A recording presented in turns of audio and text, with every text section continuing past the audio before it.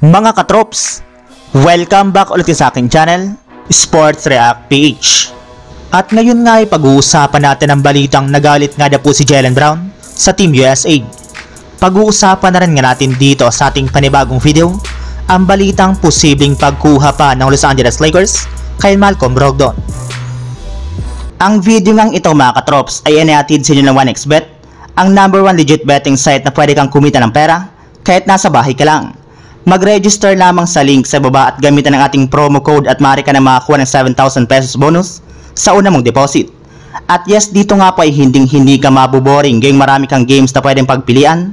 Pwede ka rin naman nga pong tumaya sa mga mainit na laro ng NBA, PBA at marami pang iba. Mas pinabilis na rin naman nga po dito ang pag-cash in at pag-cash out gamit ang inyong GCash. Kaya ano pang hinihintay ninyo? Mag-register na! Ilang oras nga po mga katrops bago magsimula ang exhibition game ng Team USA laban sa Team Canada ngayong araw, ay binulgara muna nga po na hindi na matutuloy pa ang paglalaro ni Kawhi Leonard sa Paris Olympics. Bunsod iyan ang tinatamo para naman itong injury sa kanyang tuhod na kanyang nakuha ng nagdaang playoffs. At kasabay nga po ng paglabas ng ganyang klaseng balita, ay ibinulgara na rin naman nga po na si Derek White nga na po ng Boston Celtics ang papalit sa kanyang pwesto sa Team USA. Ngunit may ilan na rin naman nga po ang hindi natuwa sa naging desisyon na ito ng kanilang national team. At isa nga po dyan ay ang NBA Finals MVP na si Jaylen Brown na agad-agad nag-post ng emoji sa kanyang social media account matapos malaman niya na si Derek White ang papalit kay Kawhi Leonard sa Team USA. Hindi rin naman nga po nito ikinatuwa ang ginagawa sa kanya ng Nike. Ika nga'y mukhang nawala nga po sa mood si Jaylen Brown dahil sa kanyang pagkaka-snub sa Olympics. Samantala, tuon na naman tayo sa ating sunod na pag-uusapan sa balitang posibleng pagkuha pa ng Los Angeles Lakers kay Malcolm Brogdon. Dahil nga po mga katrops, parati na lang nauunahan ng Lakers ng ibang kupunan sa pagkuha ng mga available na players sa trade market, ay marami na nga po sa kanilang mga fans ang napipiko na kay Rob Pelinka.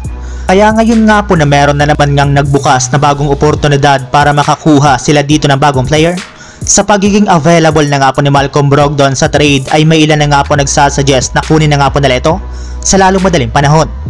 Well, para nga po sa mga hindi dyan nakakaalam mga katrops, itinrade na nga po ng Portland Trail Blazers si Brogdon sa Washington Wizards sa pagbubukas ng free agency market ng nagdaang linggo.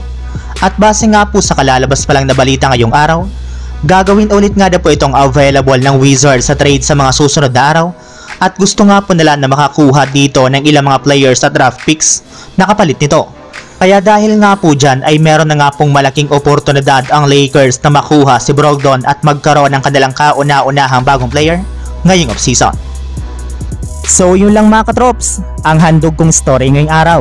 Sana nag-enjoy kayo, please like and subscribe my YouTube channel, Sports React PH, para sa iba pang story at update patungkol sa NBA. Kita-kits muli sa ating susunod na video.